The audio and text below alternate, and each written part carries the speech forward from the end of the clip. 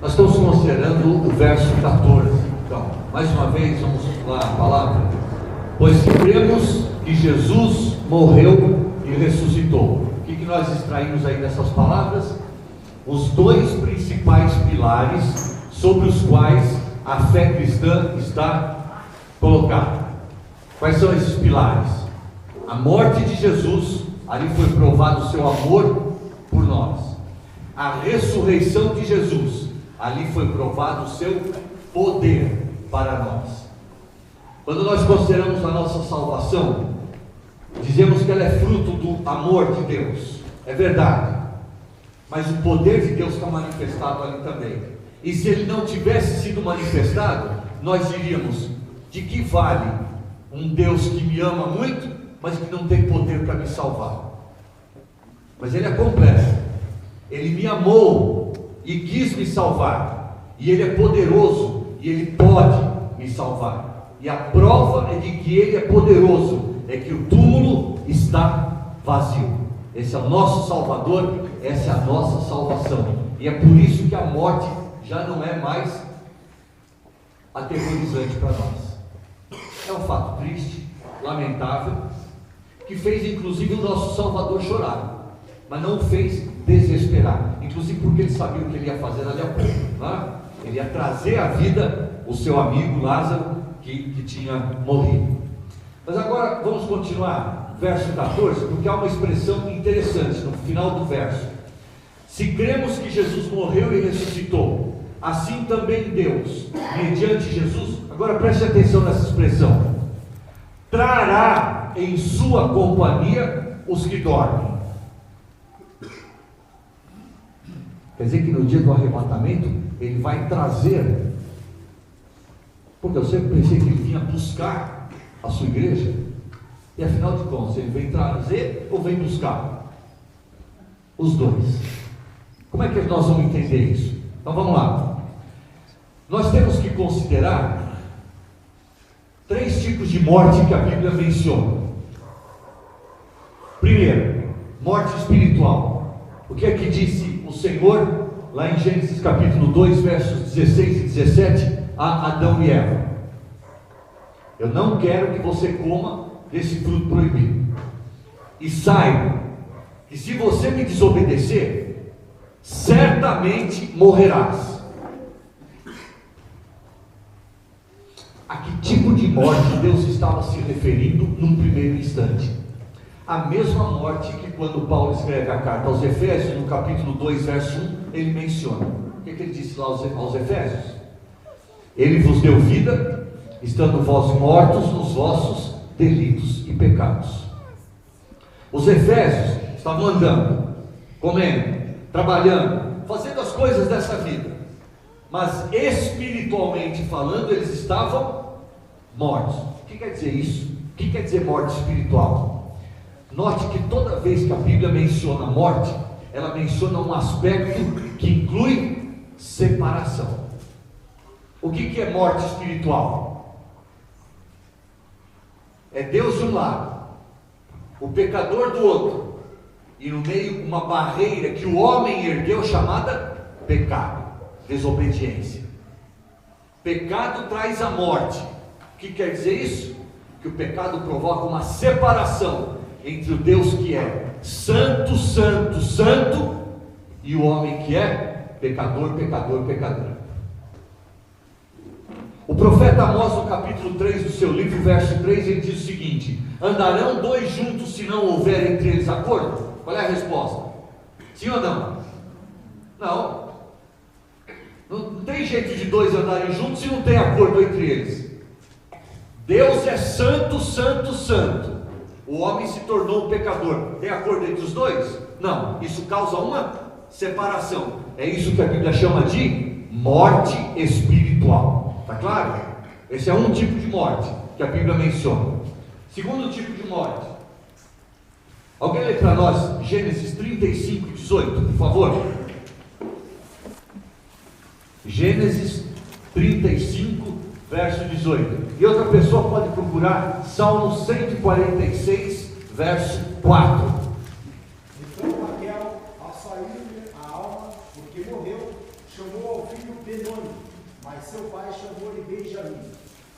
O homem é um ser triuno, formado por 3 partes. 1 Tessalonicenses 5:23 diz quais são essas partes: espírito, alma e corpo. Cuidado, porque do ponto de vista humano a gente diria corpo, alma e espírito, né? Corpo primeiro. Do ponto de vista divino, o que ele diz? Espírito, alma e corpo. O mais importante vem primeiro, espírito, né? Nós todos somos formados por 3 partes. Não é o objetivo do nosso estudo, mas rapidamente. O que é o nosso corpo? Essa parte visível, feia, que vocês estão vendo aqui. Está vendo? Essa carona feia aqui, não acha? Coitada, meu bem, ela é míope, né? Deixa eu explicar para vocês. Por isso que ela não vê feiura, né? Corpo é a nossa parte material, física do nosso ser. Espírito e alma são 2 partes imateriais, não físicas do nosso ser. O que é a nossa alma? Ela é um conjunto de fatores: memória, capacidade de raciocinar, sentimentos, nossa vontade própria. Tudo isso faz parte da nossa alma, certo? E o nosso espírito é aquele elemento que ou nos liga a Deus, ou quando ele está morto espiritualmente, quer dizer, ele está afastado de Deus. E isso implica em condenação eterna. Ok? O que acontece na nossa morte física? Nós estamos examinando morte física. No caso da morte de Raquel, o que aconteceu? Ela deu à luz e o trabalho de parto foi trabalhoso, não é à toa que é chamado de trabalho de parto, e levou à morte. Não houve um atendimento médico. Naquela época o SUS era tão ruim quanto nos dias de hoje, né? E por não ser atendida em termos médicos convenientemente, o que aconteceu com Raquel? Ela morreu fisicamente. O que aconteceu na morte dela? A alma saiu do seu corpo, certo? Agora, Salmo 146, verso 4. Sai do espírito, volta para a terra. Naquele mesmo dia perecem os seus pensamentos. O salmista está se referindo a que dia na vida de cada um de nós aí? Ao dia da nossa morte física. E ele está dizendo que no dia da nossa morte física, o que é que sai do nosso corpo? O espírito. Então, quando um ser humano é enterrado, crente ou descrente, não faz diferença. O que é enterrado dele? Só o corpo, a sua parte física, parte material do seu ser. Na verdade, quando a gente chega ali no velório, ele já não está mais inteiro ali, o ser inteiro, só está a parte física e material dele, porque o espírito e a alma dele já saíram. Seja crente ou descrente, corpo morto significa, olha agora o conceito de morte física: separação entre a parte física, que é o corpo, e a parte imaterial do nosso ser, que é o nosso espírito e alma. Diga. O espírito retorna para Deus, de todos? Só do cristão. E a alma? Também, do cristão. Não é? Então, crente ou descrente, o que é morte física? É a separação entre a parte material do nosso ser, corpo, e a parte imaterial do nosso ser, espírito ou alma. No caso de um crente, para onde vão o espírito e a alma? Direto. No caso de um descrente, para onde que vai o espírito e a alma? Para o inferno, lugar provisório de condenação, aguardando a ressurreição final, e aí sim, lago de fogo, enxofre, condenação eterna. Ok? Está claro isso aí? Beleza? Bom, mas há um terceiro tipo de morte. Alguém lê para nós Apocalipse 20, verso 15, por favor.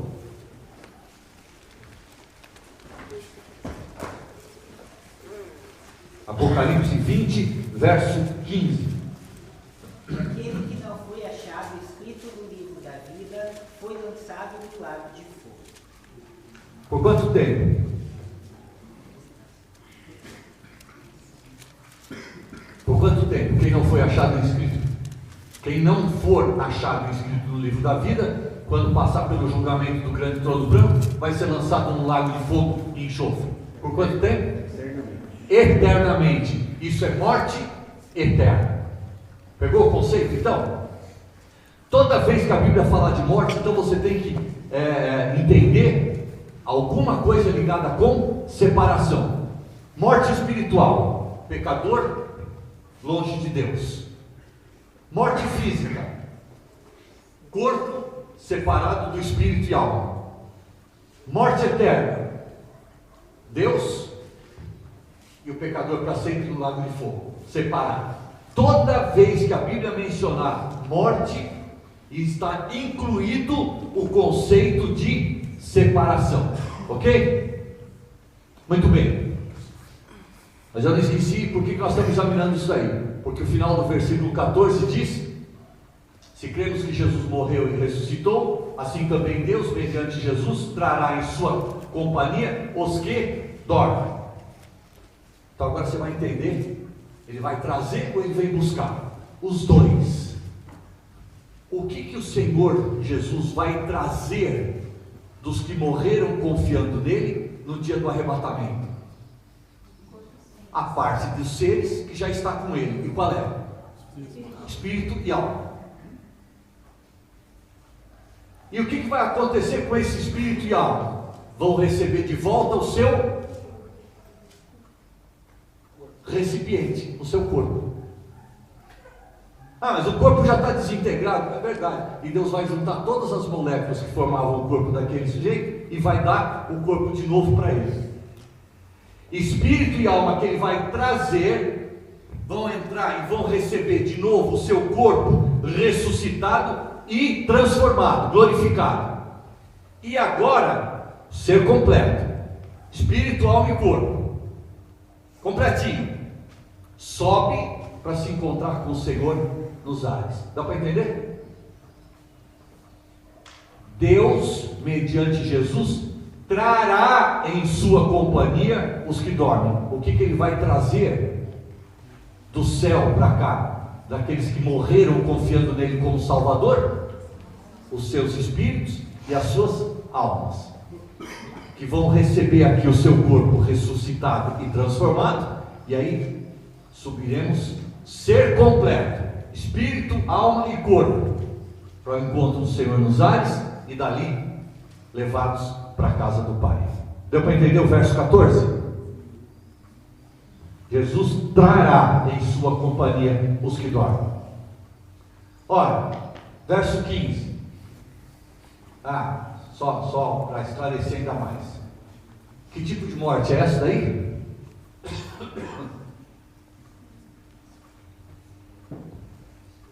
Que tipo de morte que é? Espiritual.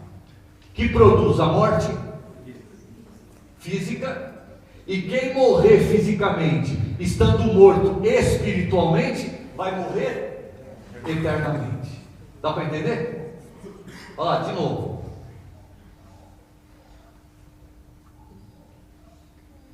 Até o final do dia eu me acerto aqui com isso.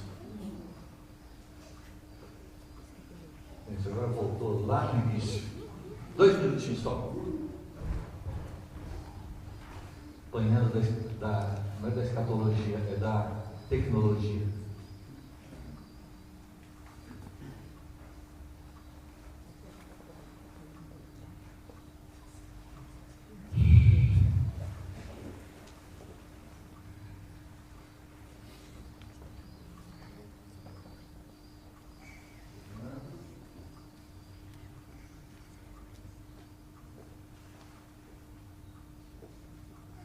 Então tá aí. Quem morrer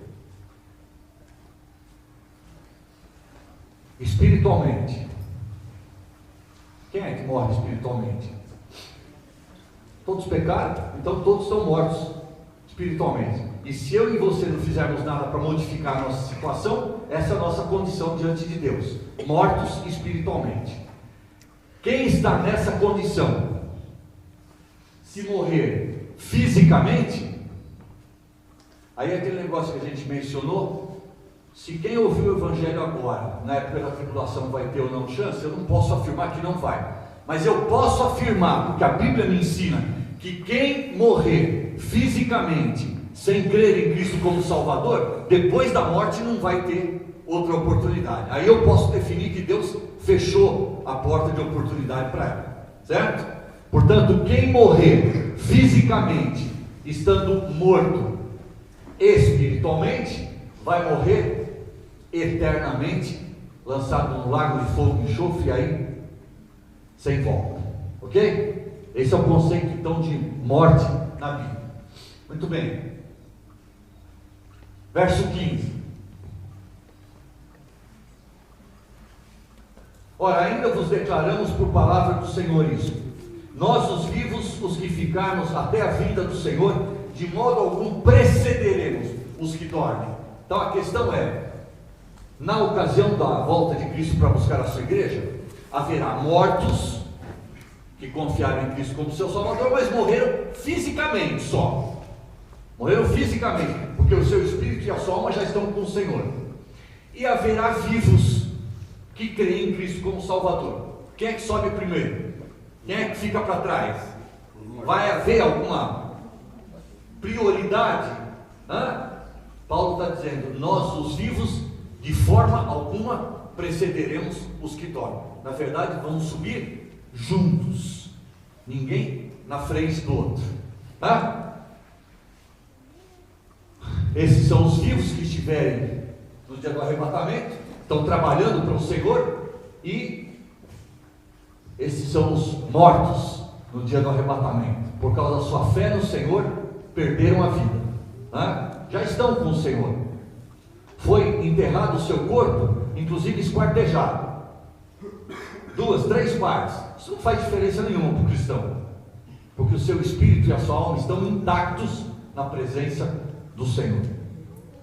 Morreram por causa da sua fé em Cristo. No dia do arrebatamento, eles vão ser esquecidos, vão ficar para trás? Não, Paulo diz, de modo algum precederemos os que dormem. E aí, Paulo diz o seguinte: o Senhor mesmo, e aí ele menciona 3 sinais lá no céu, vão acontecer. Mas antes de considerar isso, por que o Senhor mesmo virá? Por que o Senhor mesmo vai querer buscar a sua noiva? Ora, por essa razão. Não será o dia do noivo buscar a sua noiva? Vocês já viram algum noivo que passou uma procuração para outra pessoa buscar a sua noiva? É ruim? É ruim? E o noivo celestial, ele vai fazer isso? Lógico que não. Ele deu a sua vida pela sua noiva. Ele vai dizer, agora eu, pessoalmente, quero buscá-la. Agora vai ser muito importante nós pensarmos, por que o novo encontro do Senhor vai ser nos ares? Sabe quando o apóstolo Paulo escreve a carta aos Efésios? Ele diz que a nossa luta não é contra a carne e contra o espírito, mas contra as forças espirituais do mal nas regiões celestes. Na verdade, o que Paulo quis dizer é que nesse ar que nós respiramos, que constitui a atmosfera terrestre, ela está empesteada de demônios. Nós não estamos vendo, mas há uma luta espiritual constante à nossa volta, entre demônios e os anjos do Senhor, que são ministros a serviço dos que hão de receber a salvação. Nós não estamos vendo esses seres, eles são espirituais. Estes olhos, eles só podem enxergar aquilo que é material, que é visível. Esses seres não são detectados com esses olhos, mas nós sentimos a sua influência, as tentações que recebemos, os seus ataques externos, e também tiramos proveito da ajuda que os espíritos bons, os anjos de Deus, dão a nós. Há uma luta incessante. Se nós estivermos cientes disso, e quanto mais nós estivermos cientes disso, mais nós vamos participar de reuniões de oração. Como é que é a reunião de oração na sua igreja? É meia dúzia de gato pingado? Pelo menos nessas ocasiões é legal estar lá, porque fui chamado de gato, né? É verdade que é pingado, mas é gato, deixou de ser gato, né? Você vai na reunião de orações, tem muitos gatos e gatas aqui ou não? Hã? Sabe por que o povo de Deus não vai à reunião de oração? Porque a gente não acredita em batalha espiritual, a gente não acredita em luta nas regiões celestes, a gente não acredita em demônios, a gente não acredita em anjos, porque a gente só acredita naquilo que a gente vê. O dia que o povo de Deus estiver ciente da luta espiritual que ocorre dentro de nós, em volta de nós, perdão, em volta de nós, não dentro, né? E o dia que o povo de Deus tiver ciência do poder das orações do povo de Deus, nós vamos ser mais frequentes nas reuniões de oração.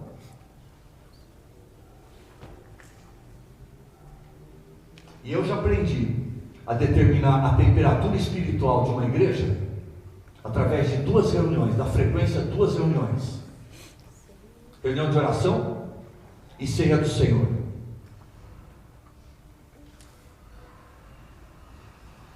Outro dia eu estava pregando numa igreja, na ceia do Senhor, aquela meia dúzia de gatos pingados, só gatos e gatas, ó, né? Pingados.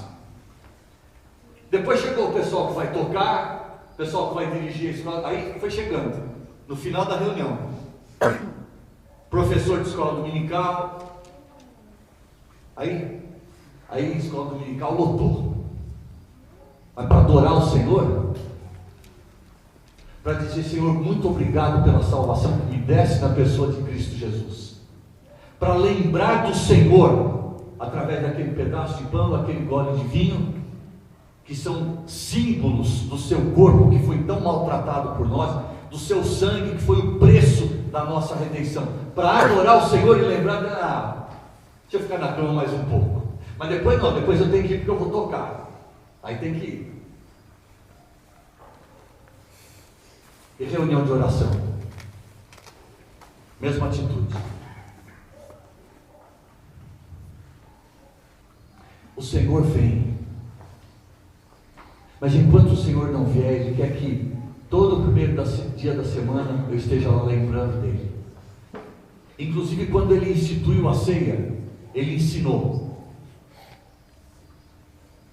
É para sempre que nós vamos participar dessa reunião? Até que Ele volte. Deixa eu dizer o seguinte: na minha Bíblia tem uma foto da minha esposa, e às vezes quando eu tenho que pregar e ela não pode ir, agora que nós estamos só nós dois é mais fácil sair os dois, né? Mas às vezes não dá para ela sair, eu tenho que ir sozinho, então quando eu estou longe dela, eu fico olhando aquela foto, fico babando naquela foto, né? Mas quando eu estou na presença dela, você acha que eu vou olhar a foto ou não? Vou olhar a foto nada, eu quero ver ao vivo e a cores. Você entendeu o que significa ceia? Enquanto o nosso Salvador não vem, eu olho a foto, eu participo dos elementos, eu lembro dele através dos símbolos. Mas quando eu estiver face a face com o meu Salvador, eu não vou querer saber nada de pão e vinho, não vou querer nada de ceia, eu vou ter ele ao vivo e a cores. Foi a única reunião que ele pediu para eu participar. Você tem levado a sério a sua participação na ceia? Tem levado a sério? A sua frequência ali à ceia?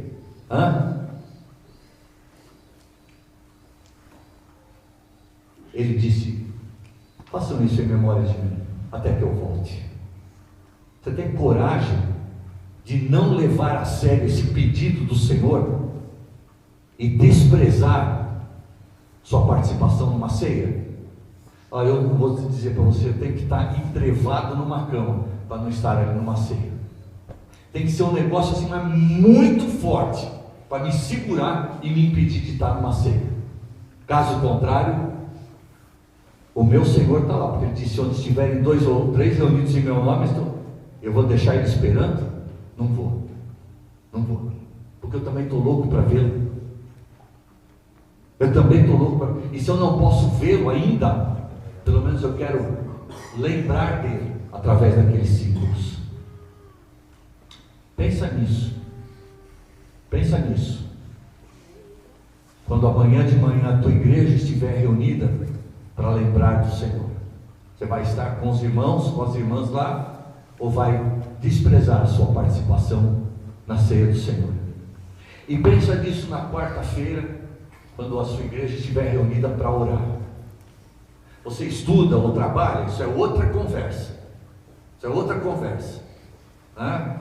Mas alguém uma vez orou: Senhor, abençoa os que estão em leitos de dor e que não puderam estar aqui. E o outro acrescentou: e os que estiverem também no sofá da casa assistindo a televisão, enquanto a igreja está reunida para orar.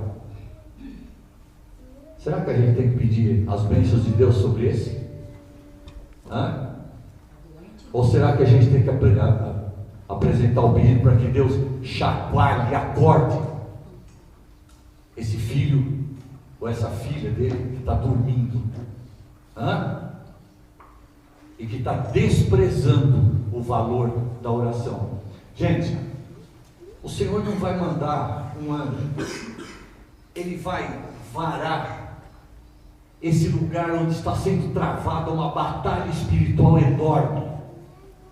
É um campo de batalha espiritual, e Ele vem trazendo os espíritos e as almas, e Ele permite que os seus santos ressuscitem e sejam transformados, e Ele os leva de volta. Ele vai cruzar esse campo de batalha, vindo e voltando. E sabe o que Ele vai estar dizendo para as forças espirituais do mal?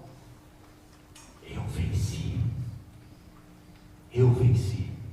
E sabe, esses que eu estou levando para a casa do meu Pai agora são o resultado da minha vitória conquistada lá na cruz.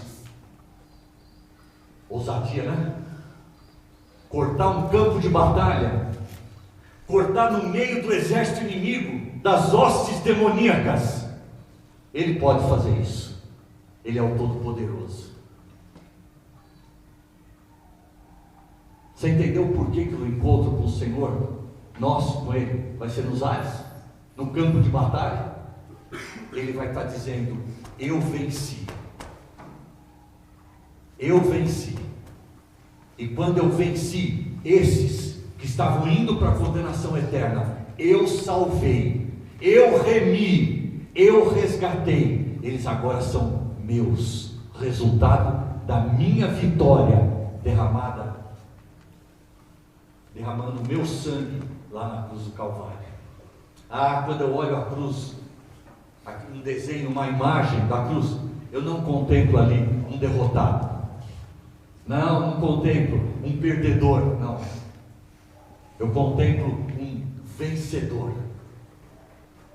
Quando Paulo escreve a carta aos Colossenses, capítulo 2, ele diz que ali na cruz ele expôs os principados e potestades, a ignomínia, a vergonha, triunfando deles na cruz. Cruz não é lugar de derrota, cruz não é o lugar do perdedor, a cruz é o lugar do nosso vencedor. Foi lá que Ele conquistou a nossa salvação, e Ele vai provar isso quando Ele vier atravessando o campo de batalha, no meio de demônios, e Ele vai dizer: eu sou vencedor, e estes são os meus. Você já pensou nisso? Que coisa maravilhosa é o nosso Salvador. É por isso que o nosso encontro com o Senhor vai ser nos ares, Ele mesmo. Nós não temos tempo para tratar de Gênesis 24, mas em Gênesis capítulo 22, você lembra do seguinte: Deus pediu para Abraão o sacrifício do seu filho. Na verdade, Deus nunca pediu sacrifício humano, e aquela não foi a primeira vez. Na hora que ele pode parar, você já provou, não para mim, porque Deus conhecia o coração dele, mas Ele provou para nós a sua fé em Deus. E depois Isaac nunca mais aparece, a não ser no capítulo 24. E no capítulo 24, o servo Eliezer, Damasceno Eliezer, traz para Isaac o quê? Uma noiva. A última vez que esse mundo viu Cristo foi quando Ele foi crucificado. E a próxima vez que Ele vier aqui vai ser para buscar a sua noiva, a sua igreja. né? A gente poderia falar algumas coisas, mas infelizmente eu ia falar para alguém parar aquele relógio lá, mas o ponteirinho dele não para de correr lá, então nós vamos seguir, tá? Porque eu estou interessado ainda em falar uma outra coisa para vocês. 3 sinais no céu precedem a vinda do Senhor Jesus para buscar a sua igreja. Porquanto o Senhor mesmo não vai passar isso para outro, Ele mesmo, o noivo vem buscar a noiva. Primeiro sinal: dada a sua palavra de ordem, enquanto Ele não disser, é agora, nada acontece. Nada acontece. Essa soberania de Deus é uma coisa fantástica. E quando a gente lê o livro do Apocalipse, eu confesso que uma vez eu quis estudar o livro do Apocalipse para descobrir quem que era a besta, quem que esse tal de anticristo. Mas eu quis estudar o livro do Apocalipse com uma perspectiva completamente errada, porque o livro do Apocalipse não foi escrito para revelar quem que é a besta, quem que é o anticristo. O livro começa dizendo: revelação de Jesus Cristo. E de repente eu quis assistir o filme do Apocalipse olhando para um ator coadjuvante. Aí quebrei a cara. E aí Deus falou para mim: Davi, a perspectiva é errada, você tem que olhar para o ator principal. Quem que é o ator principal de Apocalipse? Quem que é o ator principal de Gênesis, de Êxodo, Levítico, de Números e Deuteronômio? Quem que é o tema central das Escrituras? Em João capítulo 5, verso 39, Jesus disse: examinais as Escrituras e fazeis bem, porque elas testificam de quem? De mim. Olhar o livro do Apocalipse para enxergar a soberania dos... isso dá uma outra dimensão completamente diferente. As palavras saltam do texto, você começa a enxergar, você começa a ver esse Deus Todo-Poderoso, que deu toda a autoridade, a ponto do seu Filho poder dizer: todo o poder me foi dado no céu e na terra. Não é um Zé Mané qualquer, não. Não é não. É o Deus Todo-Poderoso. E quando nós enxergamos nas páginas do livro do Apocalipse a soberania desse Deus, aí a gente enxergou o ator principal. Aí o texto toma outra figura, outro aspecto para a gente. Dada a sua palavra de ordem, meus irmãos, enquanto Ele não disser é agora, nada acontece. Ele é soberano. E no dia da vinda dele, o Pai vai dizer: filho, chegou a hora. Agora Ele veio. Antes disso, não. Dada a sua palavra de ordem, ouvida a voz do arcanjo. Eu não vou ter tempo para tratar disso daí, mas eu queria só dizer o seguinte: a Bíblia fala de anjos, a Bíblia fala de querubins, a Bíblia fala de serafins, tudo no plural. Mas quando a Bíblia cita arcanjo, a Bíblia cita um só, e ainda dá o nome dele. Qual? Miguel. É o único arcanjo que a Bíblia menciona. A palavra arcanjo, ela é formada por duas palavras justapostas. A palavra arque, anjo. Você já ouviu falar de um arcebispo, né?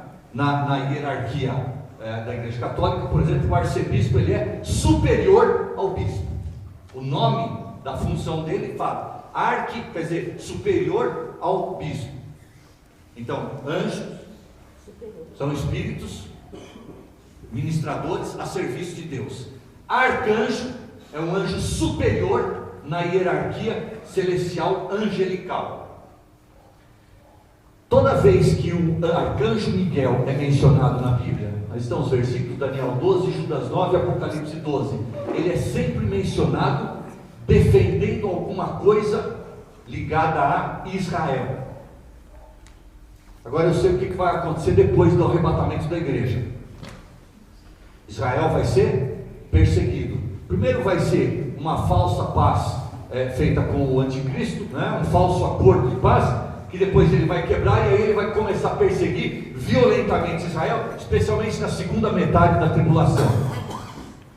eu vou sugerir, como Miguel está ligado com Israel, e ele sabe, avisado por Deus, que no período da tribulação vem chumbo grosso agora para Israel. Talvez quando a igreja for levada, Miguel começa a reunir o seu exército celestial e vai dizer: pessoal, chegou a hora da gente trabalhar agora a favor de Israel, porque os judeus vão ser duramente perseguidos pelo anticristo. Provavelmente essa voz do arcanjo então seja o general reunindo seus soldados para lutarem espiritualmente falando a favor de Israel. E o terceiro sinal: ressoada a trombeta de Deus. O que essa trombeta vai anunciar? O que essa trombeta vai, por que ela vai ser ressoada? É a trombeta de um arauto, anunciando a vinda de alguém muito mais importante. É como se estivesse sendo proclamado: o noivo está chegando. 3 sinais lá no céu vão preceder a vinda do Senhor: dada a sua palavra de ordem, ouvida a voz do arcanjo e ressoada a trombeta de Deus, descerá dos céus, e os mortos em Cristo ressuscitarão primeiro. Agora, vamos tratar um pouquinho, por alguns minutos, de 2 ressurreições que a Bíblia coloca diante de nós. Vamos lá para João capítulo 5, Evangelho de João, capítulo 5.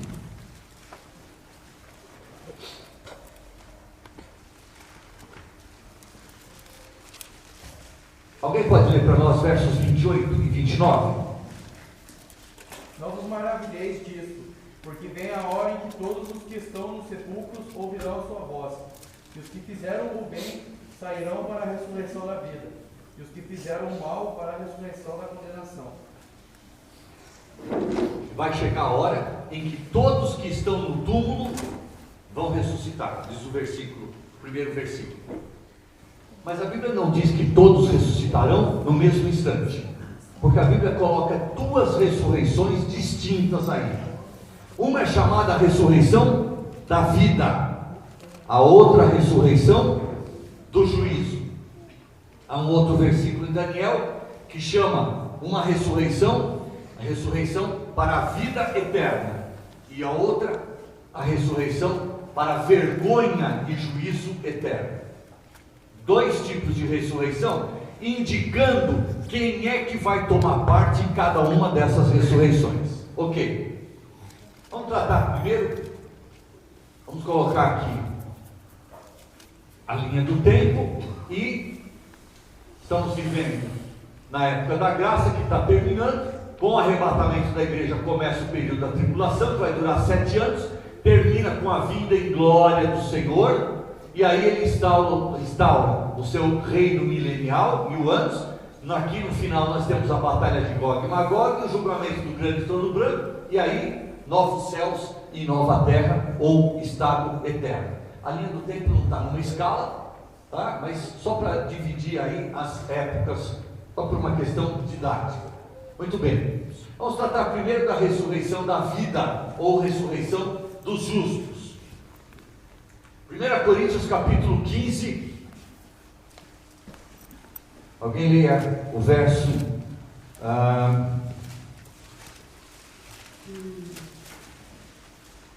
1 Coríntios capítulo 15, verso 23.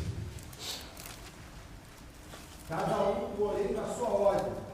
Cristo as primícias, depois os que são de Cristo na sua vinda. O que quer dizer Cristo as primícias?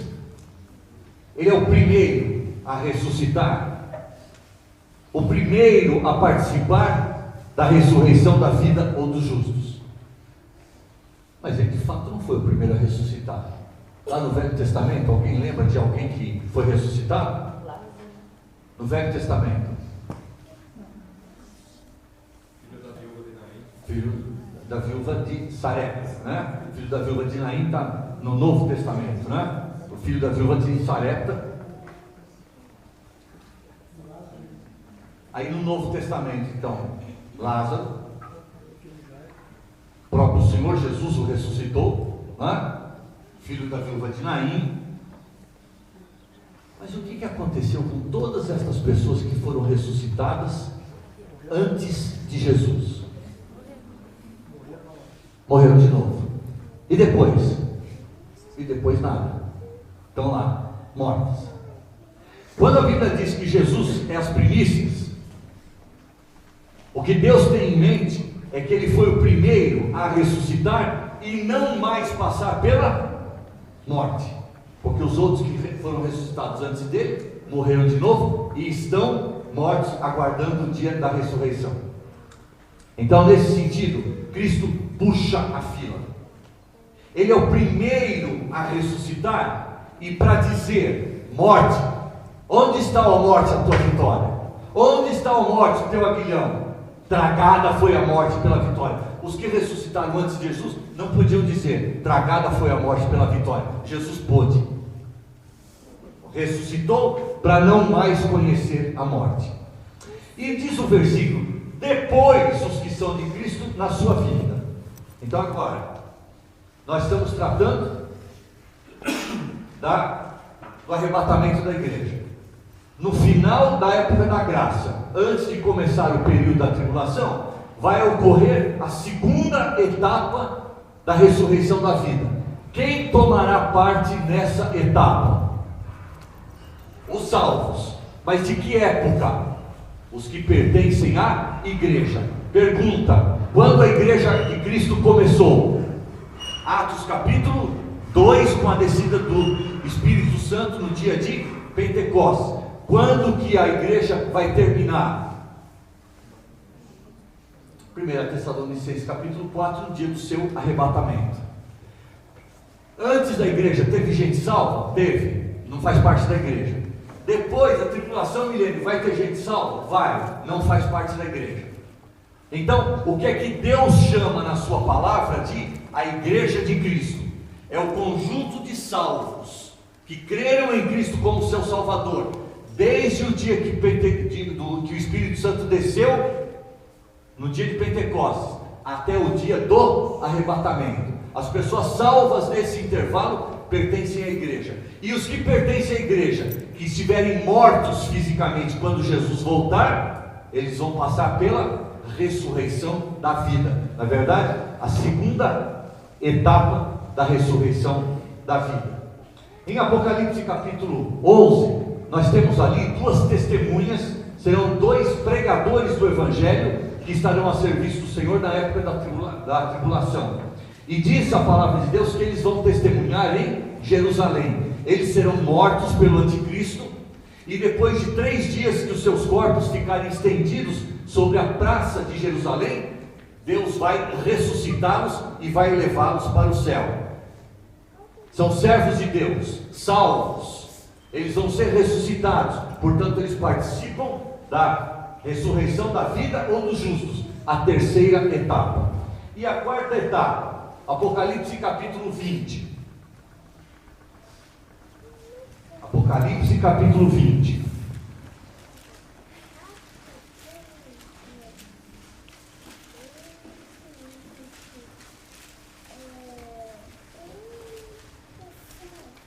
Alguém pode ler para nós o verso 4? Vi também tronos, e nestes sentaram-se aqueles aos quais foi dada a autoridade de julgar, e ainda as almas dos decapitados por causa do testemunho de Jesus, bem como por causa da palavra de Deus, tantos quanto não adoraram a besta, nem tampouco a sua imagem. Momentinho só, irmão. Vi as almas dos decapitados. Portanto, na visão de João, ele está contemplando um grupo de mortos. Eles foram mortos por causa do quê? Por causa da sua fé em Cristo. Mas eles foram mortos em que época? Eles não adoraram a imagem da besta. Portanto, eles foram mortos no período da tribulação. Não são mortos dos nossos dias, porque mortos dos nossos dias pertencem à igreja.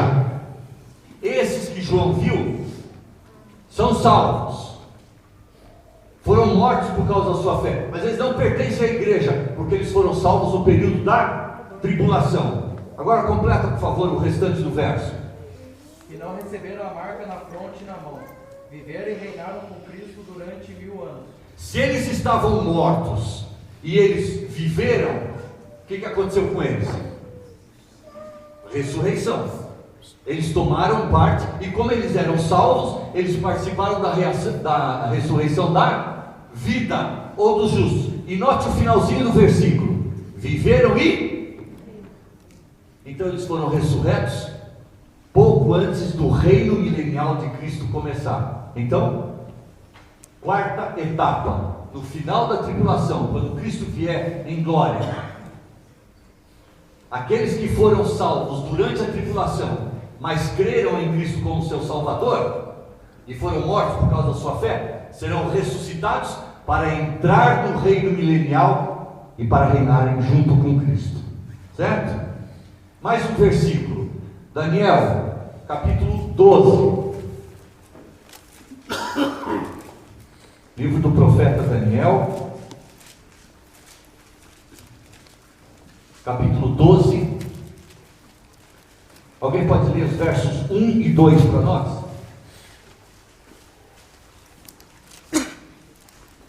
Nesse tempo se levantará Miguel, o grande príncipe, o defensor dos filhos do teu povo, e haverá tempo de angústia, qual nunca houve, desde que houve nação até aquele tempo. Mas naquele tempo será salvo o teu povo, todo aquele que for achado inscrito no livro. Deixa eu só salientar uma coisa. Miguel aí é chamado o defensor dos filhos do teu povo. Deus está dando uma revelação para Daniel. Qual era o povo de Daniel? Israel, os judeus.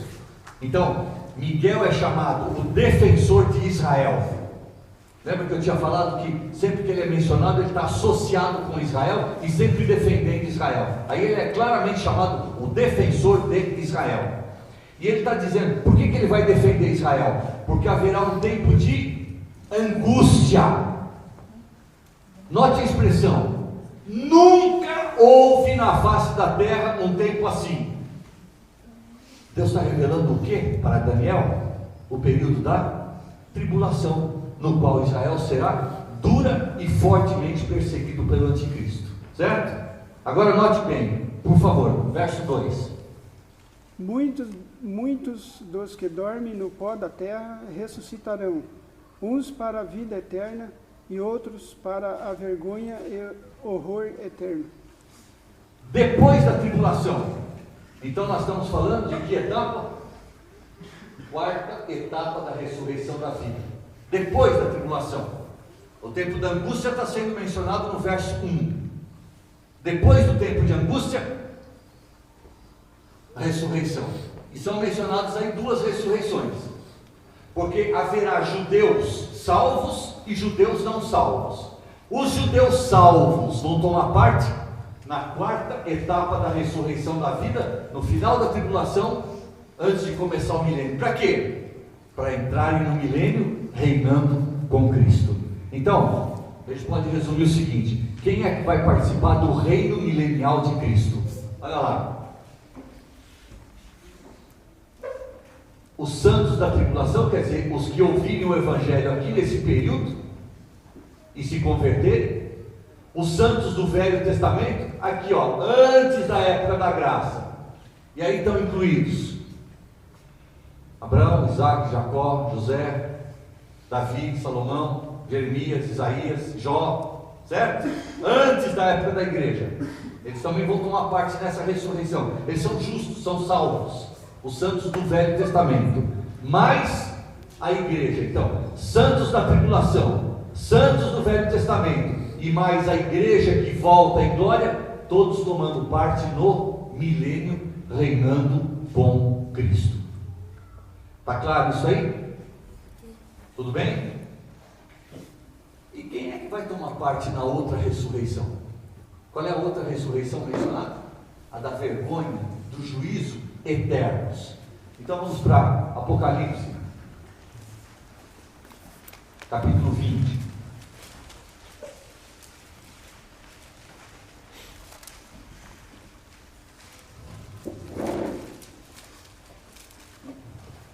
Alguém pode ler para nós o verso 5, por favor? que os 1000 anos se completassem. Esta é a primeira ressurreição. No versículo anterior ele falou dos salvos da tribulação que ressuscitaram na ressurreição da vida. E agora ele diz nesse verso: os restantes dos mortos. Mas quem é que estava morto ali? Os não salvos. Não tomaram parte nessa. Eles só vão ressuscitar depois dos 1000 anos. Então, depois dos 1000 anos, nós temos numa única etapa ímpios de todas as épocas sendo ressuscitados, passando pelo julgamento do grande trono branco. E qual é o destino deles? Lago de fogo e enxofre eternamente. Certo? A ressurreição da vida vai acontecer em 4 etapas. Primeiro Cristo, no final da época da graça, a igreja, no meio da tribulação, as 2 testemunhas, e no final da tribulação, os santos da tribulação e do Velho Testamento. Todos aqui, ressuscitados.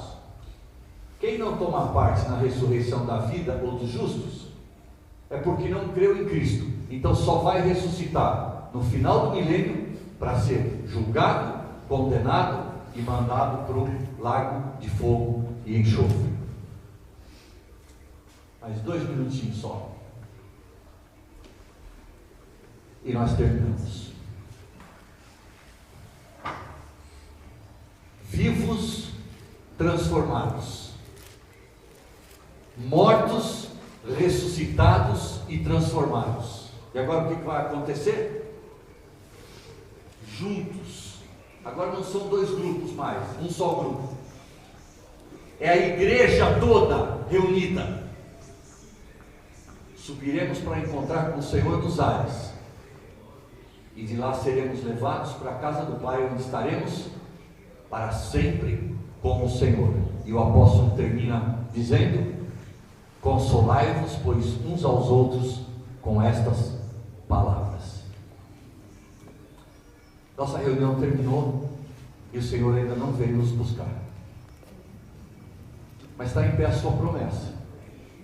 E eu continuo dizendo: pode ser agora, ou daqui a meia hora, amanhã talvez, ou daqui a um mês. O tempo não importa, nem a hora também, mas o que importa, o que importa é que Jesus vem. Você está preparado para se encontrar com o seu Salvador? Oh, Deus permita que sim. E Deus permita que a sua palavra possa falar ao nosso coração, aquecendo os nossos corações, fazendo os nossos olhares se levantarem, porque o Senhor vem e vem já.